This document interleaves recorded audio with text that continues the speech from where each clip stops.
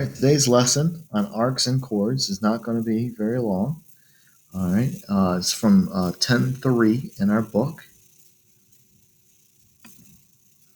And this is the important note. So get this down in your notes. Again, a chord doesn't have to be a diameter. A chord is any segment that starts and stops. And so if you look at this picture, if arc FG and arc JH are congruent, then segment FG and segment JH are congruent. Right? And vice versa. If segment FG and segment JH are congruent, then arc FG and arc JH are congruent. And so this is the note right here that arcs are congruent if only chords. So if only means it works both ways. So if the arcs are congruent, then the chords are congruent, and if the chords are congruent, then the arcs are congruent. And so here you have a given that the chords are congruent. And if the chords are congruent, we can find JK. JK, the measure of arc JK, right, is going to be the same as the measure of arc LM. And so it's just 75. You go ahead and figure this one out. What is the measure of arc QP?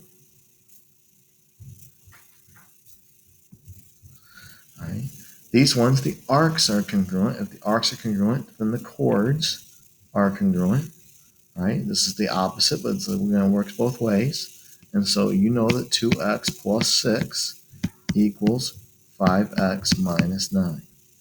I'm going to minus 2x to both sides.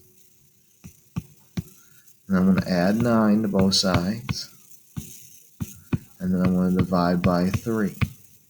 Now it asks for FG. And so you have to plug it back in. 5 times 5 minus 9 ends up being 16. 25 minus 9 is 16. Some additional examples. X is down here in this example. Let me highlight when I say down here what I mean. X is down here. Right? But we know that these two chords here are congruent. And so this is the same as the one we just used. And so I do 360 minus 96, which is 264. And that's the rest of it, so I can divide it in half. So X equals just half of that, 132. Here, on an equation that gives you two circles on the right, when I say here, I mean on the right, I'm sorry. On the right, it needs to say circle J is congruent to circle K. So when they give you more than one circle, they need to tell you they're congruent. Once they tell you the circles are congruent, then the same rule applies. If the arcs are congruent, then the chords are, or vice versa. And so I would say 2x plus 1 equals 3x minus 7.